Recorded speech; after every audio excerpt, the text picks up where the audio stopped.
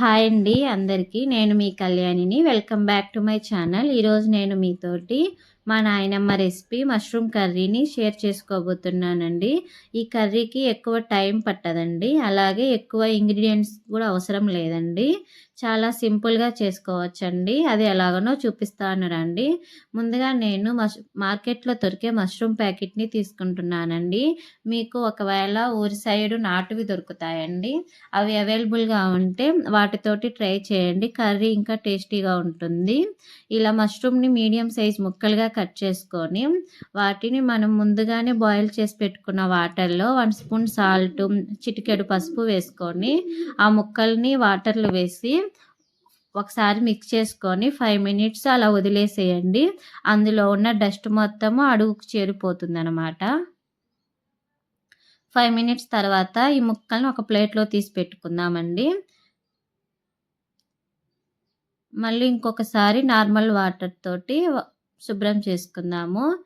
Next normal వాటర్లో ఈ ముక్కల్ని వేసుకొని వాటర్ లేకుండా చేతులతోటి గట్టిగా ప్రెస్ చేసుకుంటే ఈ ముక్కల్ని ఒక ప్లేట్లో తీసి పెట్టుకోండి. తర్వాత స్టవ్ వెలిగించి స్టవ్ పైన ఒక కడాయి పెట్టుకోండి. అందులో తగినంత ఆయిల్ వేసుకోండి. నేనైతే 2 టేబుల్ స్పూన్ ఆయిల్ వేసుకుంటున్నానండి. ఆయిల్ హీట్ అయినాక పోపు దినుసులు 1/2 స్పూన్ జీలకర్ర, 1/2 స్పూన్ ఆవాలు, 1/2 స్పూన్ మినపప్పు వేసుకొని అవి ఫ్రై అయినాక 2 ఎండుమిరపకాయలు ఇలా తుంచి వేసుకుంటున్నానండి. అవి కూడా కొంచెం ఫ్రై అయినాక నేను ఒక మీడియం సైజు ఉల్లిపాయ తీసుకుంటున్నాను. ఉల్లిపాయని సన్నగా తరిగి ఈ ముక్కల్ని ఇందులో వేసుకొని మనము ఆ ముక్కల్ని ఎక్కువ ఫ్రై చేసుకోవాల్సిన అవసరం లేదండి. ఆనియన్స్ ముక్కల్ని అవి కొంచెం ఫ్రై అయినాక కొంచెం కరివేపాకు కూడా వేసుకొని ఫ్రై చేసుకుందాము. తర్వాత 1/2 స్పూన్ అల్లం వెల్లుల్లి పేస్ట్ వేసుకుంటున్నానండి. అల్లం వెల్లుల్లి పేస్ట్ పచ్చివాసన పోయేదాకా ఫ్రై చేసుకొని తర్వాత మనం ముందుగా శుభ్రం చేసుకున్న మష్రూమ్ ముక్కల్ని వేసుకుంటున్నానండి. ఇవి ఒకసారి మిక్స్ చేసుకొని మూత పెట్టి 5 మినిట్స్ మగ్గించుకుందామండి. ఆలోపు మనము మీడియం సైజు 3 టమోటాలను తీసుకుంటున్నాను. వాటిని సన్నగా తరిగి పక్కన పెట్టుకోండి. తర్వాత మనం మూత తీసి ఒకసారి కలపెట్టుకుందామండి. ఇందులో ఉన్న వాటర్ అంతా బయటకు వస్తుంది చూడండి. ఈ టైంలో కొంచెం పసుపు వేసుకొని ఒకసారి మిక్స్ చేసుకొని ఆ వాటర్ అంతా ఇంకిపోయేదాకా మనము బాయిల్ చేసుకుందామండి. తర్వాత టమోటాలను వేసుకొని అందులో తగినంత సాల్ట్, తగినంత కారం వేసుకుందామండి. నాకు 2 టేబుల్ స్పూన్ కారం పడుతుందండి. మేము కొంచెం స్పైసీగా తింటాము.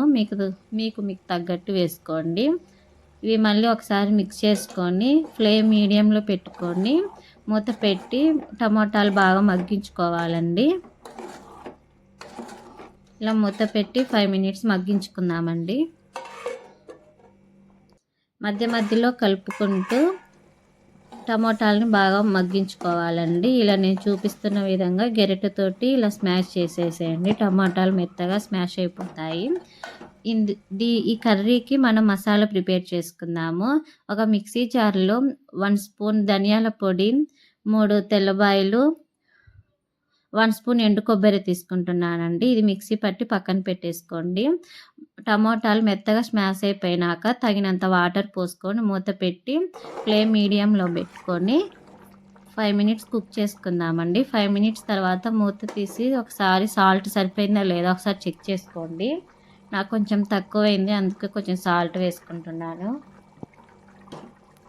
లాస్ట్ మనము మిక్స్ చేసి పెట్టుకున్న మసాలాని ఇందులో వేసుకొని ఫ్లేమ్ ఇప్పుడు సిమ్లో పెట్టేసి 5 మినిట్స్ కర్రీని మగ్గించుకుందామండి. లాస్ట్ కొత్తిమీర వేసుకొని స్టవ్ ఆఫ్ చేసుకొని సర్వ్ చేసుకోవడమేనండి. ఈ కర్రీకి ఎక్కువ టైం పట్టదండి. ఇలా ఒక్కసారి చేసి ఇంట్లో పెట్టండి, టేస్ట్ చాలా బాగుంటుంది. నా వీడియో కనుక